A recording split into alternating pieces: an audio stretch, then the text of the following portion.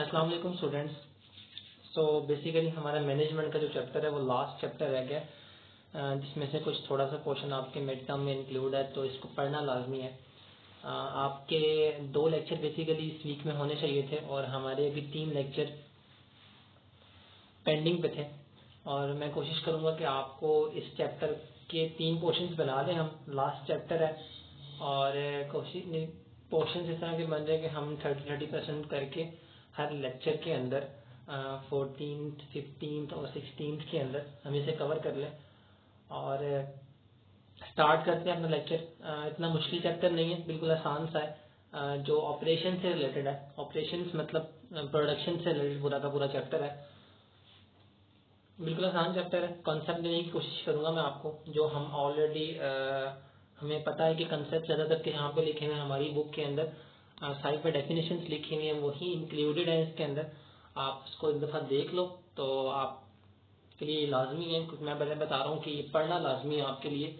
वैसे तो सैटरडे तक आपकी लास्ट क्लास होनी थी, पर मैं कोशिश करूँगा कि आपको एज सुन एज पॉसिबल जो है ख़त्म कर दिया जाए चैप्टर कोर्स, और आप लोगों को टाइम मिल जाएगा प्रिपरेशन का। पहले ही हम थोड़ा सा लेट हैं, और 2 लेक्चर होने चाहिए थे, बेसिकली 3 लेक्चर होंगे, वो भी आपको बहुत जल्दी मिल जाएंगे।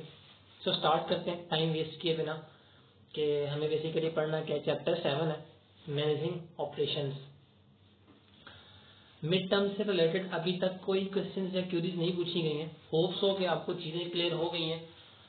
कुछ क्वेश्चंस या क्यूरीज, मेरे ख्याल से काफ़ी सारी क्वेश्चंस या क्यूरीज जो हैं वो आपकी क्लियर हो गई हैं, जो आपका डेमो सेशन हुआ है पेपर से रिलेटेड।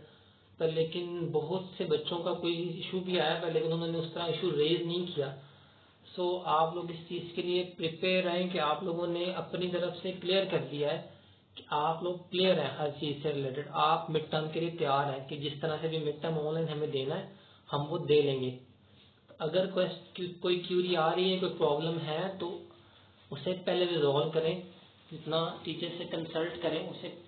अगर आपका आईडी मसला है, कोई भी मसला है, और आप सबसे इम्पोर्टेंट चीज़ आपका लैपटॉप प्रिपेयर होना चाहिए। कोशिश करें कि मोबाइल पे ना दें, मोबाइल में कुछ भी मसला हो सकता है, स्क्रीन सही से शेयर ओपन ना हो, उसकी विजिबिलिटी उस तरह की ना हो जो लैपटॉप की होती है, क्योंकि डेफिनेटली गैजेट्स हैं, ये वो वाला गैजेट नहीं है जो कि लैपटॉप हो सकता है या पीसी हो सकता है, क्योंकि वो जो गैजेट है वो उसकी स्क्रीन बड़ी है, वो आपको बहुत सारी विजिबिलिटी जो है वो वाइडर लेवल पे दिखाता है। सो मेन क्वेश्चन ये था कि हम जो है इसको मोबाइल पे दे सकते हैं। मोबाइल पे माइट भी दे सकते हैं, पर लेकिन आप इस तरह का रिस्क ना लें तो ज़्यादा बेटर है। अपने लिए प्रिपरेशन करके रखें जो भी आपने जिस गैजेट पे भी देना है, पर लेकिन सबसे इम्पोर्टेंट गैजेट जो है जो मसला नहीं करेगा वो आपका पीसी है और वो आपका लैपटॉप है। मेक श्योर करें कि आप लाइट का मसला ना हो, इस तरह का कोई मसला ना हो, आप उस टाइम के ऊपर अवेलेबल हों, घंटा पहले अवेलेबल हों। उसके लिए हर चीज़ प्रिपेयर आपको करनी है, और आपको एक स्पेसिफिक टाइम के अंदर आपका पेपर अपीयर हो जाएगा जो आपने सॉल्व करना है। तो लैपटॉप बेस्ट है, जिसमें आप अपना 4G कनेक्ट करें, ज़्यादा बेटर है। ऑप्शन 4G का रखें, क्योंकि अगर जो आपका नेट है, अगर वो आपका उसके ऊपर यूपीएस के पे नहीं है, तो मेक श्योर करें कि ऐसा कोई ऑल्टरनेटिव आपके पास उस टाइम पे मौजूद हो, 4G या कोई भी चीज़ जिसमें आपको कोई एम्बिग्युइटी ना फेस करनी पड़े, कोई प्रॉब्लम फेस ना करनी पड़े। सो ये कुछ इंपॉर्टेंट टिप्स हैं जो आपने मिड टर्म से पहले पेपर से पहले हर चीज़ को सिक्योर करना है, अपनी उसके ऊपर सेफ्टी क्रिएट करनी है कि हर चीज़ मेरी प्रिपेयर है, मुझे बस पेपर जो है वो स्पेसिफिक टाइम पर मुझे सॉल्व करना और मेरे लिए कोई मसला ना बने। तो लैपटॉप रखें, हो सके तो लैपटॉप बजाय पीसी भी साथ होना चाहिए आपके। लैपटॉप अगर एक है तो कोशिश करें, अगर कुछ टाइम के लिए किसी से मिल सकता है तो एक ऑप्शन वो भी रखें। और इसके साथ साथ एक तो आपके पास नेट जो है मोस्टली जो है वो पीटीसीएल यूज़ करते हैं, और अगर पीटीसीएल है और वो यूपीएस पे नहीं है तो इसके साथ साथ आप एक जो है 4G का पैकेज रखें जो कि बेटर होता है, वो आप उसको यूज़ कर सकते हो स्पेसिफिक टाइम पीरियड के लिए या फिर उसके ऑप्शन के तौर पे। सो ये कुछ टिप्स हैं, इसके लिए आप प्रिपेयर होने चाहिए। और सेकंड जो मोस्ट इम्पोर्टेंट चीज़ थी, वो सर रिजवान ने आपको एक प्रैक्टिस करवा दी है पेपर से रिलेटेड। कि पेपर बेसिकली किस तरह से आप सॉल्व करोगे, किस तरह से आपको अपीयर होगा एंड ऑल दैट। कुछ के लिए बहुत छोटा सा लिमिट होंगे, तो किसी की प्रिपरेशन अच्छी है, अगर आपने तैयारी अच्छी की हुई है तो इसमें सबसे इम्पोर्टेंट चीज़ ये होगी कि आप जल्दी सॉल्व कर लोगे, अपनी जान छुड़ा लोगे। और अगर आपको वहाँ पे इस तरह की चीज़ें फेस करना पड़ेंगी तो आप पेपर में भी फंस जाओगे और टेक्निकल प्रॉब्लम्स में भी आप फेस कर रहे होगे। तो कोशिश करो टेक्निकल जितनी प्रॉब्लम्स है गैजेट से रिलेटेड, इंटरनेट से रिलेटेड, पीसी या लैपटॉप से रिलेटेड, उसके लिए आप 100% क्लियर हो। कि मुझे जैसे हम अपनी स्टेशनरी फिजिकल पेपर के लिए चीज़ें प्रिपेयर करते हैं, तो इसके लिए आपको एक डिजिटल वर्ल्ड के अंदर आपको ये चीज़ें प्रिपेयर करनी है ताकि आपको कोई एम्बिग्यूटी फेस ना करनी पड़े। सो ये टिप्स जो है मोस्टली हर टीचर जो है वो आपको गाइड कर रहा है इस चीज़ से रिलेटेड। सो आपकी कोशिश है कि आप उसको फॉलो करें ताकि प्रॉब्लम आपको ना फेस करनी पड़े। कल को ये ना हो कि इस बच्चे ने पेपर दिया नहीं है, ऑल दैट कोई मसला क्रिएट हो। सो बिना टाइम वेस्ट किए चलते हैं, स्टार्ट करते हैं मैनेजिंग ऑपरेशन। चैप्टर जो है प्रोडक्शन से रिलेटेड है। अब जो आपने ऑर्डर देखने होते हैं इसके अंदर कि आपको ऑर्डर कितने आ रहे हैं, आपको कितना स्टॉक बनाना है, कितना बेचना है, ऑल दैट सारा इस चीज से रिलेटेड है। सो सबसे पहले यहाँ पे ऑपरेशंस की डेफिनेशन लिखी हुई है, the different activities involve in creating and organisation production products and services. Production department के अंदर एक बहुत बड़ा डिपार्टमेंट होता है जो प्रोडक्शन डिपार्टमेंट होता है। उसके अंदर भी मैनेजर्स की पूरी टीम होती है जो कि हैंडल कर रही होती है। जब एक बड़ी प्रोडक्शन हो रही होती है किसी भी जगह के ऊपर, किसी भी ऑर्गेनाइजेशन के अंदर, जब एक बड़ी मैस प्रोडक्शन हो रही होती है तो उसके लिए मैनेजमेंट बहुत इंपॉर्टेंट होती है। हर एक वर्किंग स्टाइल के अंदर, बिजनेस के अंदर प्रोडक्शन से रिलेटेड कुछ सर्विसेज इंडस्ट्रीज होती हैं। आपको बिजनेस की टाइप्स पता होनी चाहिए। एक होता है सर्विसेज इंडस्ट्रीज होता है जिसके अंदर आपको क्या करना होता है, एक जिसके अंदर आपको सिर्फ सर्विसेज प्रोवाइड करनी होती है। लाइक जो अभी हम देखते हैं बैंक्स जो है वो आपको सर्विसेज प्रोवाइड करते हैं। बेसिकली बैंक सर्विसेज बिजनेस की एक टाइप है। इसी तरह से मैन्युफैक्चरिंग बिजनेस होता है। मैन्युफैक्चरिंग के अंदर क्या होता है कि चीज बनाते हैं, प्रोड्यूस करते हैं, बना के सेल आउट करते हैं, इसको हम मैन्युफैक्चरिंग बिजनेस कहते हैं। एंड आफ्टर दैट जो लॉन्ग लास्ट होता है उसके अंदर होता है कि हम ट्रेडिंग करते हैं। माइनर सा ट्रेडिंग बिजनेस में क्या होता है कि चीज लेते हैं, माइनर से उसके अंदर चेंजेस करते हैं, लाइक उसकी पैकेजिंग चेंज कर दी, ऑल दैट इस तरह की कोई चीज चेंज करके, और माइनस की उसके अंदर अमेंडमेंट लेके आपके मॉडिफिकेशन करके छोटी सी तो हम उसे सेल करते हैं, उसकी प्राइस बढ़ जाती है उस चीज से। सो तीनों के अंदर ऑपरेशन चल रहे होते हैं। ट्रेडिंग के अंदर आपको देखना होता है कि कितना स्टॉक अवेलेबल के अंदर है, कितना स्टॉक इनबाउंड में है। इनबाउंड मीन कि कितना स्टॉक यानी कि इन ट्रांजिट है, कि कितना मैंने मंगवाया और वो रास्ते में है। मैं चाइना से मंगवाता हूँ तो चाइना से आते हुए 1 मंथ लगता है पाकिस्तान के अंदर या किसी भी कंट्री के अंदर, तो वहां से आते हुए 1 मंथ लगता है बाय शिप। सो मैंने कितना मंगवा रखा है, कितनी मेरी डेली की सेल्स है, ये सारा प्रोडक्शन से रिलेटेड, ऑपरेशन से रिलेटेड है कि मैं इतने डेली की सेल कर रहा हूँ। अगर मेरी टाइमलाइन के अंदर, मेरी इन्वेंट्री के अंदर 1000 यूनिट पड़े हुए हैं, अगर मैं डेली के 10 सेल करता हूँ तो 1 मंथ में 300 सेल करता हूँ। तो अगर 600 यूनिट्स पड़े हुए हैं तो इट मीन्स कि 2 महीने का स्टॉक मेरे पास पड़ा हुआ है। तो इस तरह से मुझे प्लानिंग करनी होती है कि मुझे अपना नेक्स्ट स्टॉक कब मंगवाना है, उसकी डेट क्या सेट करनी है। इसके साथ साथ जो मैन्युफैक्चरिंग होती है बिजनेस, मैन्युफैक्चरिंग के अंदर आपको एक टाइमलाइन बनानी होती है जिसके अंदर देखना होता है कि कितने यूनिट्स जो है वो अवेलेबल फॉर सेल, कितने यूनिट्स प्रोडक्शन के अंदर है, कितना रॉ मटेरियल अभी आ रहा है, एंड ऑल दैट। इस तरह की पूरी टाइमलाइन बनानी होती है ऑपरेशन से रिलेटेड, ताकि हमें आउट ऑफ स्टॉक अगर मार्केट में आप हो जाते हो तो वो बहुत बड़ा लॉस होता है कि आज चीज आपकी बहुत अच्छी बिक रही थी, ठीक है, तो आपकी थोड़ी सी यानी कि नेग्लिजेंस की वजह से क्या होता है, उस नेग्लिजेंस से आप ये करते हो कि आपकी जो प्रोडक्ट है वो आउट ऑफ स्टॉक हो जाती है। एक बहुत अच्छी प्रोडक्ट बिक रही होती है, लोग ले रहे होते हैं, लोग आके आपसे पूछते हैं कि वो है या नहीं है, तो वो बहुत बिक रही होती है पहले। तो उसके बाद कुछ टाइम ऐसा होता है कि आप कहते हो कि वो आउट ऑफ स्टॉक हो गई है, तो लोग फिर आते हैं, इसके पास वो चीज़ होती नहीं है हमेशा, तो लोग आपसे लेना बंद कर देते हैं, लोग आपके पास आते नहीं है। फिर वो क्या नेग्लिजेंस आती है इसके अंदर कि ये कि आपने ध्यान नहीं दिया कितने अवेलेबल में थे, कितने प्रोडक्शन में थे, इस चीज़ों के ऊपर आप ध्यान नहीं देते हो और आप टाइमली से मंगवाते नहीं हो, तो जिसकी वजह से आपको ये फेस करना पड़ता है। मतलब आप चाइना से चीज़ मंगवाते हो, उसको सेल कर रहे हो, सो आपने बहुत जल्दी निकल गया, डिमांड बढ़ गई, आपने 1000 पीस मंगवाए थे, वो आपके विद इन मंथ निकल गए हैं और आपने ऑर्डर नेक्स्ट नहीं किया, आपने डिमांड को ध्यान में नहीं रखा, तो अब जो है लोग ये फेस कर रहे हैं कि आपके पास वो है नहीं है। तो लोग इस चीज़ से बहुत ज़्यादा नेगेटिविटी इंक्रीज होती है कि आपके पास आउट ऑफ स्टॉक है। नॉर्मली भी हम जब किसी मेडिकल स्टोर पर जाते हैं, कोई एक मेडिसिन वहाँ से लेते हैं, क्योंकि मेडिकल स्टोर तो ऑप्शन होता है हमारे पास, किसी से भी ले सकते हैं, बहुत सारे मेडिकल स्टोर्स हैं। तो हम जो है किसी मेडिकल स्टोर जो हमारे पास होता है उसको टारगेट करते हैं कि इससे जाके ले लेते हैं क्योंकि ये पास है। उस पर जाके अगर मेडिसिन मांगते हैं और वो कहता है कि वो दे देता है पहले, और सेकंड टाइम कहता है कि आउट ऑफ स्टॉक है, थर्ड टाइम फिर आउट ऑफ स्टॉक है, फोर्थ टाइम हम नहीं जाते उसके पास, हम कहते हैं कि इसके पास होती नहीं है, ऐसे ही मेरा इसके पास जाके टाइम वेस्ट होगा, so I need to find someone else. तो मुझे किसी और को देखना चाहिए जिसके पास ये हमेशा हो। सो आउट ऑफ स्टॉक जाना सबसे बड़ा इंपॉर्टेंट नेगेटिव फैक्टर होता है बिजनेस के पॉइंट ऑफ व्यू से। तो आपको इस चीज़ में ध्यान रखना होता है। बेसिकली चैप्टर है ही पूरा इसके ऊपर कि कैसे टाइमलाइन बनानी होती है, कैसे हमें देखना होता है कि ऑपरेशंस ठीक से मैनेज हो रहे हो, इन्वेंटरी से रिलेटेड या किसी भी चीज से रिलेटेड। द डिफरेंट अब ऑपरेशंस क्या होते हैं, द डिफरेंट एक्टिविटीज, वो सारे के सारे काम इन्वॉल्व इन क्रिएटिंग जो कि होते हैं। ऑपरेशन का मतलब क्या है, काम है। ऑपरेशन का मतलब बेसिकली काम है। वो सारे काम जो हो रहे हैं organisation products and services, organisation की प्रोडक्ट्स और सर्विसेज से रिलेटेड जितने भी काम किए जा रहे हैं वो ऑपरेशन का सिंपल सी डेफिनेशन लिखी हुई है, the different activities involve in creating organisation products and services.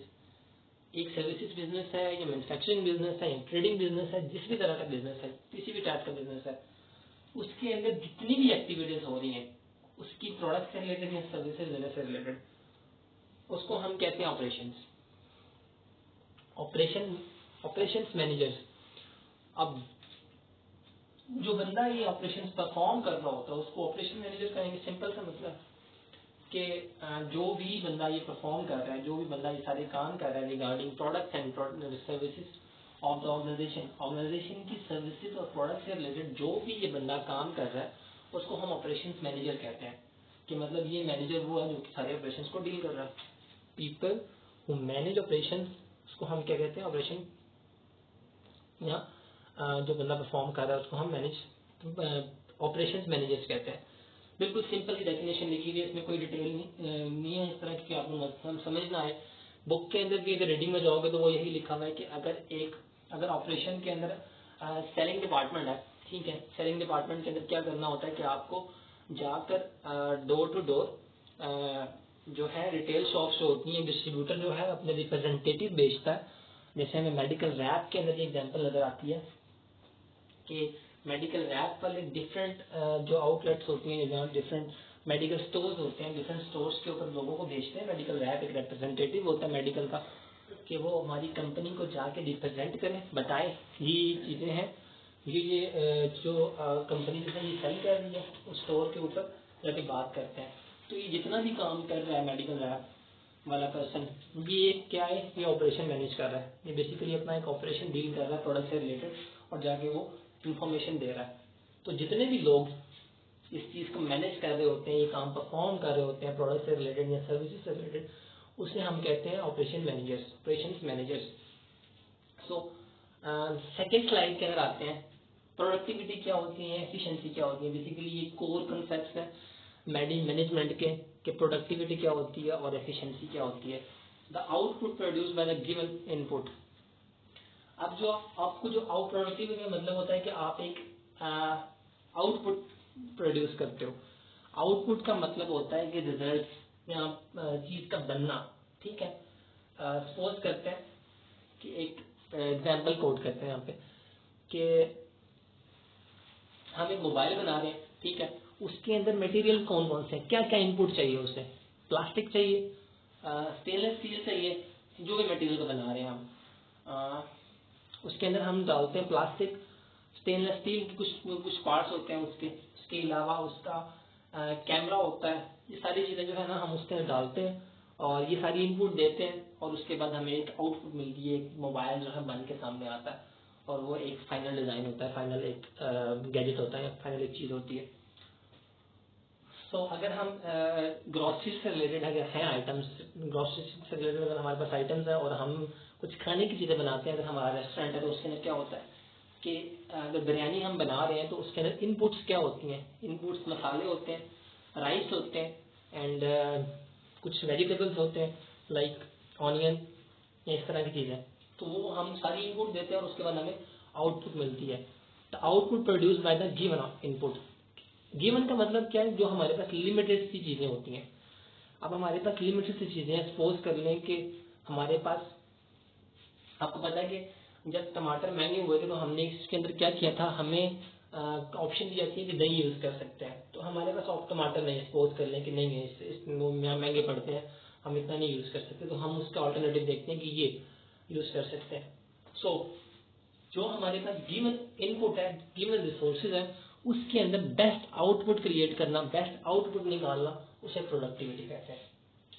Productivity का मतलब क्या होता है कि यार मैं यूनिवर्सिटी में एडमिशन ले चुका हूँ, ठीक है, I don't have a laptop, मेरे पास लैपटॉप नहीं है, स्लाइड्स बनानी होती हैं, स्लाइड्स मेक करनी होती हैं, मोबाइल मेरे पास अच्छा है, ठीक है, और मैंने सुना है कि मोबाइल पे भी बन जाता है, सारा कुछ हो जाता है, तो मेरे पास सिर्फ सोर्स एक ही है मोबाइल। सो इसका मुझे यूज किस तरह से करना है वो आप पे डिपेंड करता है। सो एक ऐप करते हो आप और उससे आप स्लाइड बनाते हो, बहुत अच्छी स्लाइड बना लेते हो। अब इस पे टाइम ज़्यादा लगता है, लैपटॉप पे टाइप करना आसान होता है क्योंकि वो आपको एक स्क्रीन सेपरेट है, एक पूरा का पूरा लैपटॉप जो कीवर्ड है, कीबोर्ड है, वो बिल्कुल सेपरेट है। तो उस पर जो घंटे में काम होगा वो उसी तरह से मोबाइल में 3-4 घंटे ले लेगा। पर लेकिन आपको पता है कि मेरे पास रिसोर्सेज गिवन है, मेरे पास लैपटॉप नहीं है, मेरे पास सिर्फ मोबाइल है और मुझे इसी को ही यूटिलाइज करके मुझे आउटपुट देनी है। तो इट मीन्स दैट जो आपके पास गिवन रिसोर्सेज हैं उसके अंदर आपने, हो सकता है कि आप 3-4 घंटे लगा के आप बहुत अच्छी प्रेजेंटेशन बना लो इंस्टेड ऑफ मोबाइल के बजाय किसके ऊपर, लैपटॉप के बजाय मोबाइल के ऊपर, और आपका टाइम कंज्यूम ज़्यादा होगा। सो आप लेकिन किया क्या आपने, जो आपके पास गिवन रिसोर्सेज थे, आप कहते हो कि मेरे पास इंटरनेट नहीं है, पर लेकिन मैंने बुक परचेज कर रखी है, ठीक है, मेरे पास सोर्स बुक है और सर बुक से पढ़ाते हैं, तो मुझे उस इंटरनेट के बजाय, यूट्यूब सर्च करने के बजाय मुझे बुक से अच्छे से रीडिंग कर लेनी चाहिए क्योंकि मेरे पास सिर्फ यही सोर्स है। सो बुक पढ़ ली और उससे अच्छे से क्लियर कर लिया। सो प्रोडक्टिविटी की बात कर रहे हैं हम, और प्रोडक्टिविटी यही होती है कि गिवन रिसोर्सेज के अंदर आप आउटपुट प्रोड्यूस करते हो, इसको प्रोडक्टिविटी कहते हैं। The output produce the given input, जो आपके पास स्पेसिफिक सी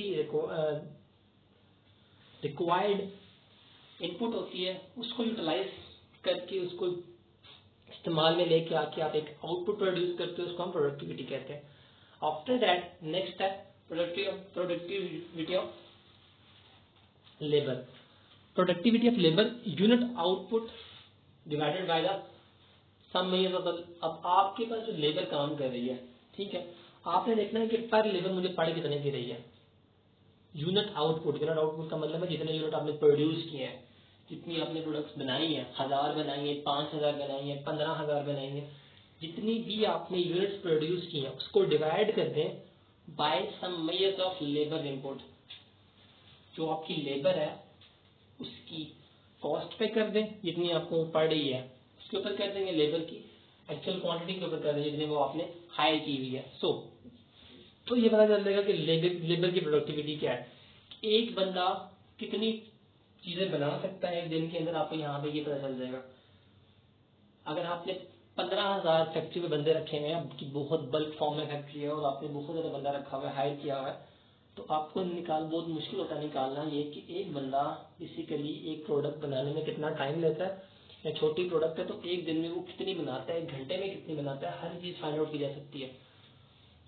सो हमें कितनी प्रोडक्ट जो है कितने एफिशिएंट लोग जहाँ पे काम कर रहे हैं, कितने एफिशिएंट नहीं है, ईच एंड एवरीथिंग पता लगाई जा सकती है by the helping of different formulas. Different formulas से आप हेल्प ले सकते हो, इसको सॉर्ट आउट कर सकते हो।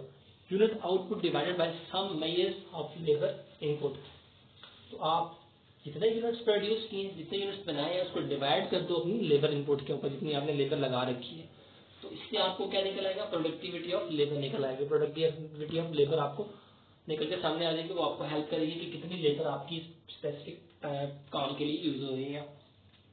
लग रही है। इसी तरह से प्रोडक्टिविटी ऑफ कैपिटल, आपकी इन्वेस्टमेंट, आपका पैसा जो है जो आपने लगा रखा है उस चीज के अंदर, sales divided by the total capital. अब आपको इसके लिए बेसिकली ये सारा कॉन्सेप्ट कॉस्ट अकाउंटिंग से रिलेटेड है, जो शायद आपने इतनी डेप्थ में नहीं पढ़ी है, या शायद कॉस्ट अकाउंटिंग कभी पढ़ी ही नहीं। आपने सेकेंड ईयर के अंदर या सेकेंड ईयर के अंदर first chapter I think so आता है, जिसके अंदर आप देखते हो कि ना कितनी इनपुट होती है, कितनी आउटपुट होती है, कितनी फैक्ट्री ओवरहेड होता है, इस तरह की सारी चीजें क्लियर करते हो। और कॉस्ट देखते हो, डिफरेंट तरह की कॉस्ट होती है, लेबर कॉस्ट होती है, मटेरियल कॉस्ट होती है, डिफरेंट फैक्ट्री की कॉस्ट होती है जिसे FOH कहते हैं। सो यहाँ पे आपको देखना है कि प्रोडक्टिविटी ऑफ कैपिटल, तो ये सारा चैप्टर जो है ना, जो मैं बता रहा था आपको कि किस चीज से रिलेटेड है, कॉस्ट अकाउंटिंग से रिलेटेड है। तो इसमें ज्यादातर फार्मूलाज है, तो ज्यादातर फार्मूलाज आपको बताते हैं कि वो चीज बेसिकली है क्या। सो अगर आपको प्रोडक्टिविटी निकालनी है तो प्रोडक्टिविटी का फार्मूला क्या है, कैसे प्रोडक्टिविटी निकाल सकते हो कि जो आपके पास गिवन रिसोर्सेज है, जो आपके पास स्पेसिफिक रिक्वायर्ड रिसोर्सेज हैं, उसको आप यूटिलाइज करते हो, इस्तेमाल करते हो, जिससे जो आपको आउटपुट आती है उसको आप मेजर करते हो, उसको प्रोडक्टिविटी कहते हैं। कि मतलब लिमिटेड इनपुट के अंदर आप कोशिश करते हो बेस्ट से बेस्ट आउटपुट निकाली जाए।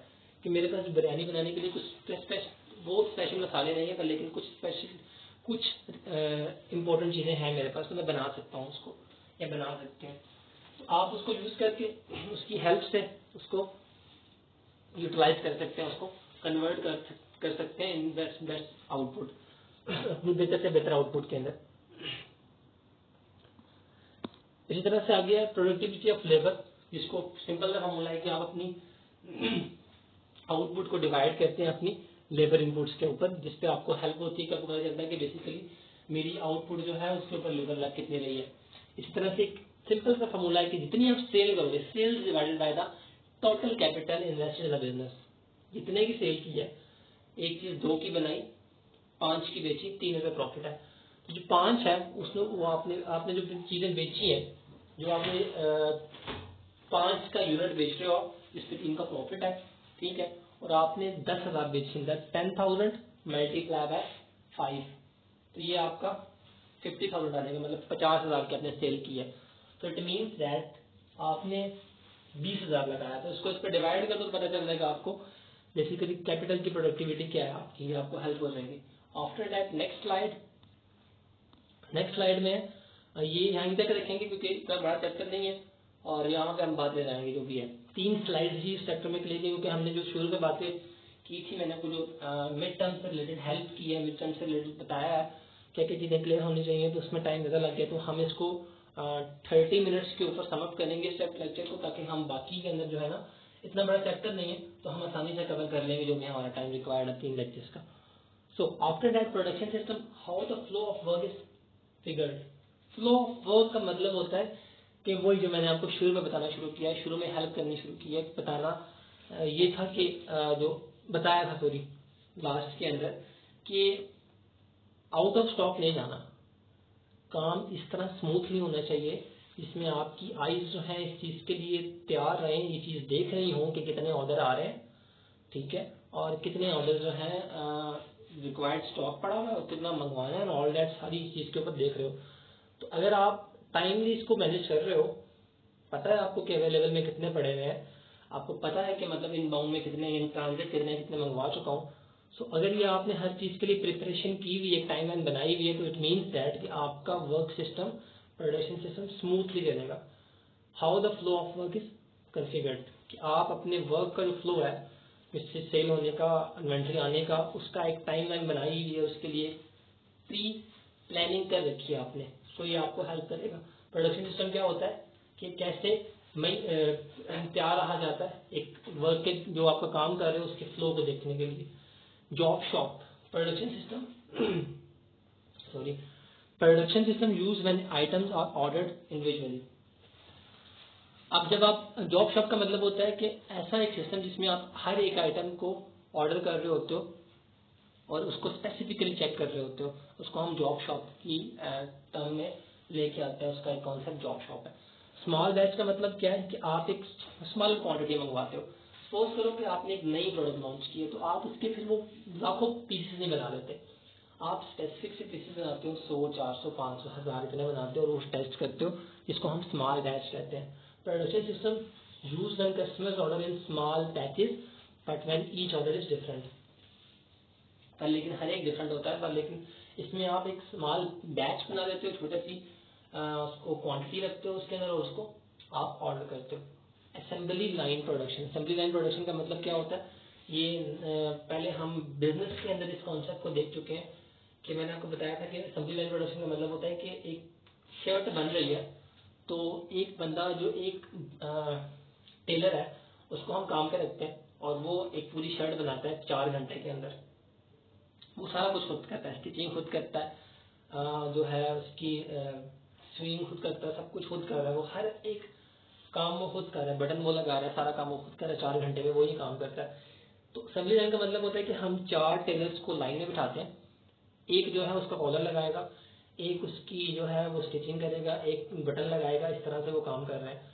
तो चारों इस तरह से अपना अपना एक, इसमें क्या होगा कि एक बंदा एक चीज के अंदर क्या हो जाएगा, प्रोफेशनल हो जाएगा कि मुझे सिर्फ बटन लगाने हैं, तो उसका हाथ तेज चलेगा बटन लगाने के अंदर, क्योंकि उसको बार बार कॉलर भी लगाना पड़ता है, तो फिर उसको दिमाग चेंज करना पड़ता है कि अब कॉलर इस तरह से लगाना है, इस तरह इस एंगल में रखना है, जो भी है। अगर इस तरह से बिठाते हैं तो हर एक पहले एक 4 घंटे में एक टेलर एक शर्ट बनाता है। अब जो है वो 4 शर्ट्स बना रहे हैं चारों मिलके, तो मतलब पहले एक 4 घंटे में एक शर्ट बन रही थी, अब वो चारों मिलके 16 शर्ट्स बनाते हैं 4 घंटे के अंदर।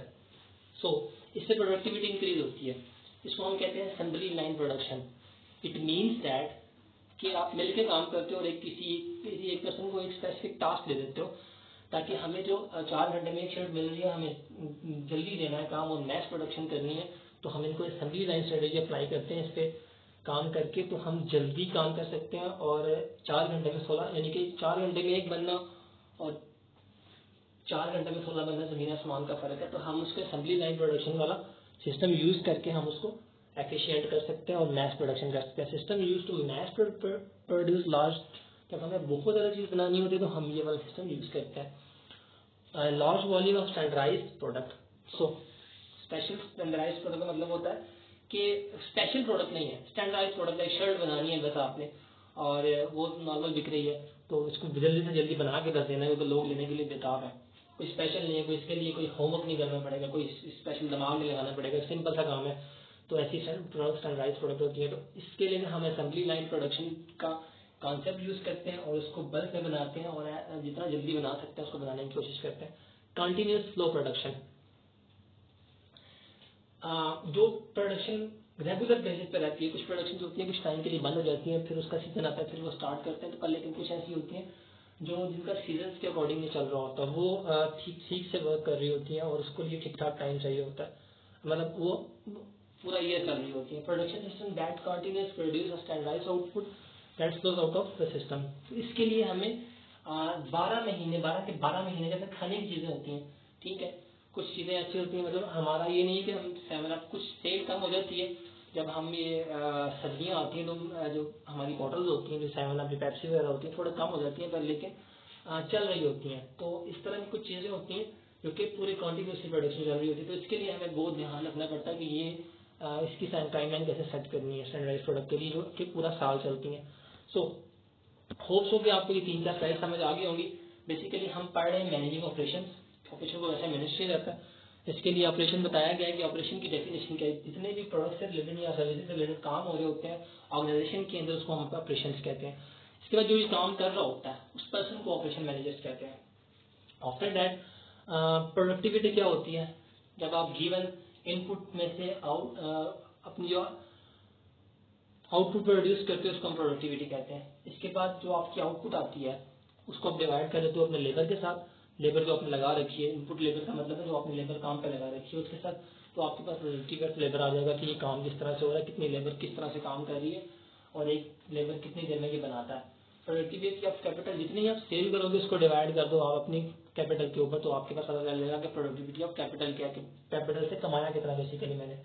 उसके बाद क्या प्रोडक्शन सिस्टम, कि जो भी आपका काम का फ्लो होता है, जितना भी आप प्रोडक्शन कर रहे हो उसका पूरा का पूरा सिस्टम जो होता है उसे हम फ्लो ऑफ वर्क कहते हैं, मतलब उसे हम प्रोडक्शन सिस्टम कहते हैं। जॉब शॉप किसी एक स्पेसिफिक ऑर्डर के लिए टाइम लगाया जाता है और स्मॉल बैच के लिए कुछ यूनिट्स होते हैं, एक बैच बनाया जाता है इसमें स्मॉल से क्वांटिटी होती है। और असेंबली लाइन जिसमें हम जो है तरीका फॉलो करते हैं बल्क में बनाने के लिए, मैच प्रोडक्शन के लिए, उसको हम असेंबली लाइन प्रोडक्शन कहते हैं। कंटिन्यूस जो कि पूरा साल चलती है, 12 महीने उसकी वैल्यू होती है, तो हम उसके लिए पूरा एक सिस्टम होता है। तो ये डिफरेंट प्रोडक्शन सिस्टम है। होप ये आपको समझ आ गया होगा। अगर क्वेश्चन है क्वेरीज हैं तो आप आस्क कर सकते हो। ओके स्टूडेंट्स, अल्लाह हाफिज़।